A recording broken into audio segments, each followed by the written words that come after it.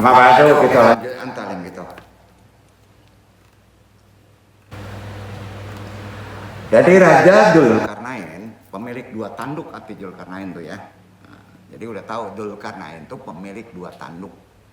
Bukan menongol tanduknya, mahkotanya itu 2 tanduk.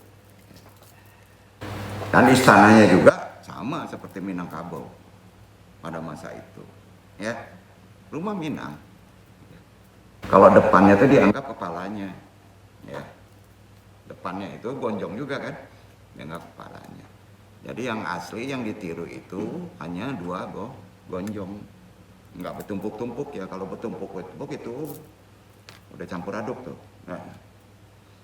Raja Dzulkarnain yang memiliki mahkota 2 tanduk ini diabadikan dalam surat Al-Kahfi tadi kan. Jelas ada. Kita mesti yakin tuh. Karena nggak mungkin Quran bohong kan? Apakah beliau seorang nabi? Nah, ini dia tanda tanya nih.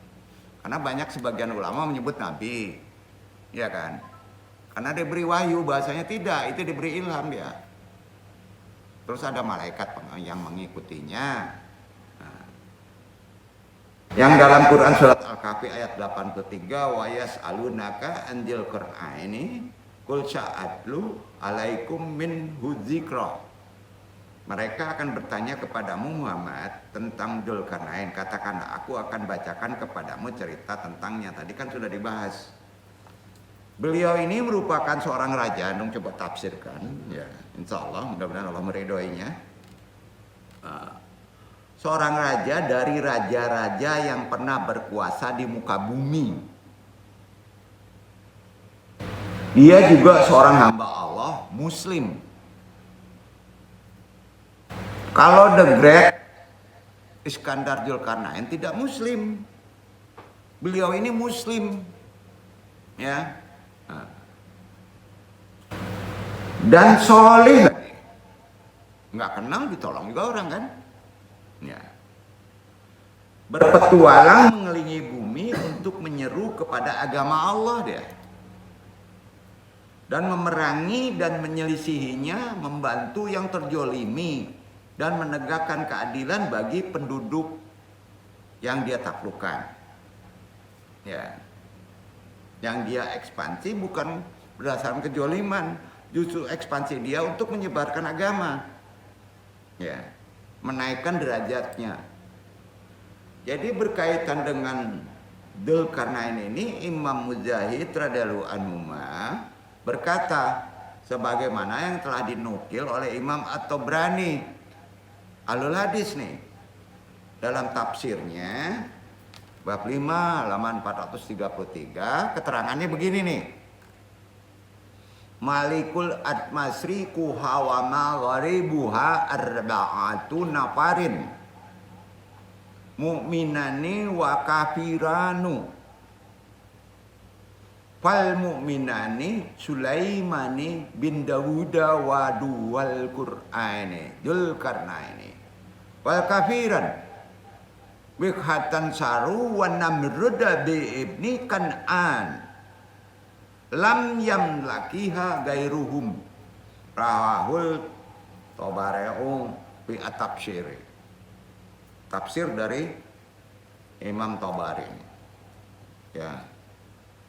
Artinya pada masa itu di dunia itu ada 4 raja yang pernah menguasai bumi. Ini sejarah Quran benar nih. 4 raja. Raja besar yang menguasai bumi 4. Enggak lebih, enggak kurang. Bukan negara ya, hampir sama dengan negara. Ada 4 raja yang pernah menguasai bumi bagian timur dan barat. 2 orang berstatus mukmin raja itu, Muslim. Dan 2 lagi berstatus kafir. Jadi seimbang tuh. Adapun yang berstatus mukmin adalah Sulaiman bin Daud. Dan yang keduanya Dzulkarnain. Ya. Adapun yang berstatus kafir adalah Bahtansor Dan yang keduanya Namrud bin Kan'an. Yang apa? Yang kafir itu Bakhtansar dan Namrud bin Kan'an. Namrud diterangkan pula di Quran. Raja Namrud. Itu kafir. 2 mukmin, 2 kafir. Allah itu selalu adil, Pak. Yang menguasai bumi itu. Tidak ada orang lain yang menyamai kekuasaan mereka. Besarnya itu. Hadis riwayat Tabrani. Sanadnya jelas. Jadi kita tahu dunia itu pada awal-awal pertama dari zaman Musa dikuasai oleh 4 raja.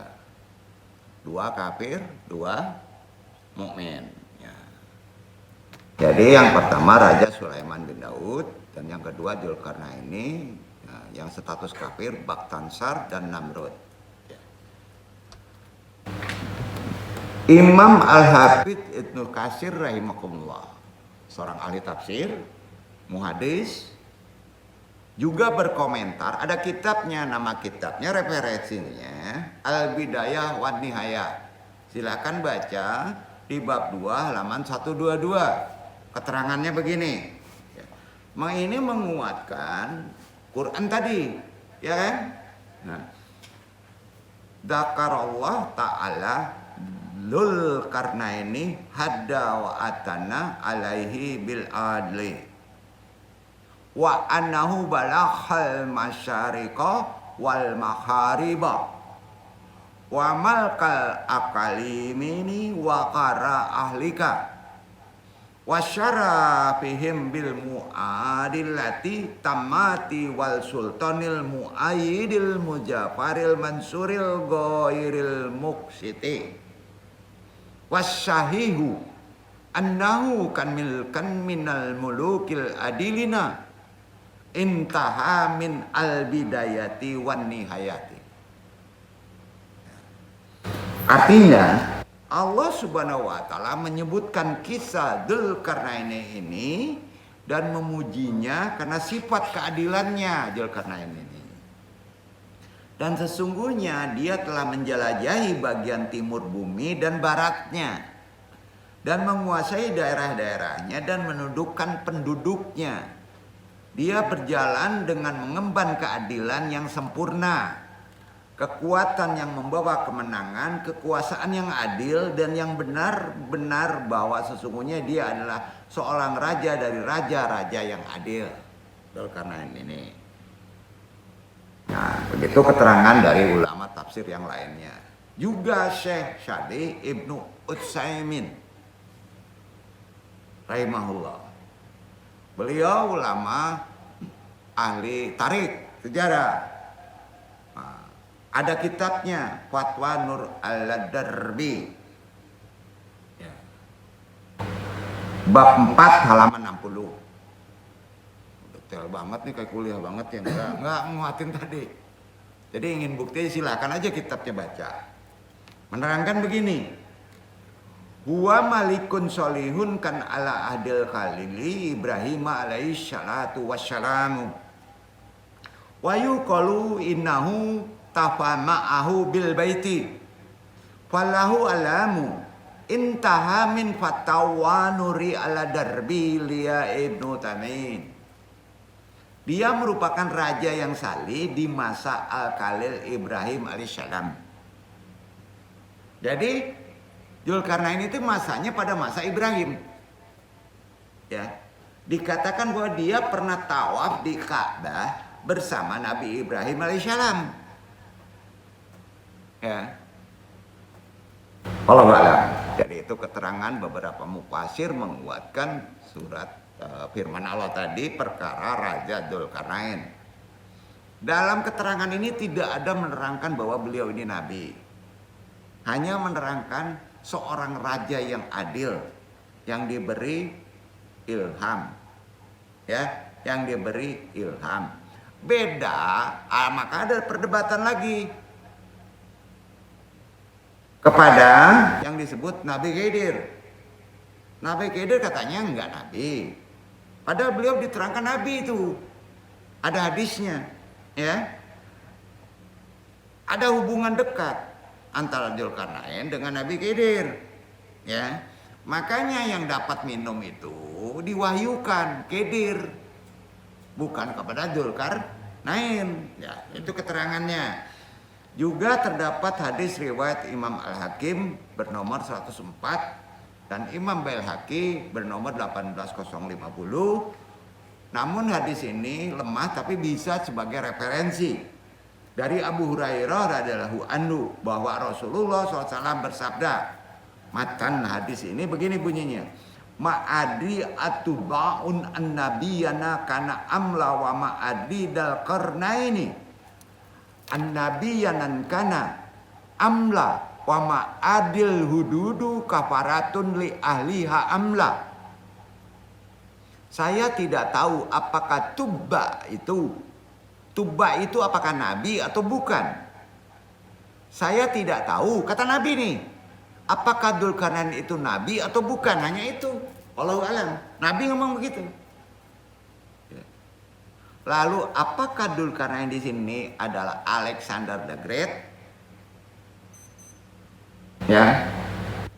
Banyak pihak meyakini Alexander yang Agung atau Alexander the Great adalah Dzulkarnain yang diterangkan di Quran. Banyak. Orang Islam juga banyak menyebut gitu. Apalagi orang Minang. Dicampur aduk tuh. Ada yang menyebutnya dengan nama Alexander dari Makedonia, kan gitu, ya. Silakan baca Tambo, silakan baca sejarah-sejarah. Alexander of Makedonia.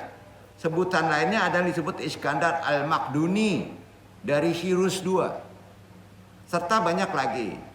Alexander Agung yang merupakan Raja Makedonia itu berkuasa pada 336-323 sebelum Masehi, itu berkuasanya, dan menjadi penguasa atas kawasan Balkan Selatan, Anatolia, Syam, Iran, dan sebagian Asia Tengah, Mesir, dan India Barat Laut. Termasuk di antara mereka adalah Mikhail de Hart menulis bukunya, ya, yang terkenal 100 tokoh berpengaruh di dunia itu. Ada bukunya itu. Di dalam kamus bahasa Arab Al-Munjid karangan Lewis. Lewis ini orang Libanon. Alexander yang Agung ditulis dengan nama Iskandar Al-Kabir. Selama 12 tahun memimpin kerajaan. Alexander yang Agung ini berhasil menaklukkan berbagai imperium, termasuk Persia, ngacak-ngacak Persia itu, Yunani, hingga Punjab. Alexander yang Agung itu, dari Makedonia itu, India Timur, Punjab itu. Ia disebut-sebut memiliki visi menaklukkan dunia. Karena luasnya daerah taklukan Alexander yang Agung ini atau The Great Iskandaria ini, ia sering diberi julukan sebagai Dzulkarnain. Karena menguasai Dzul itu kan dua kekuasaan terbesar, yaitu timur dan barat.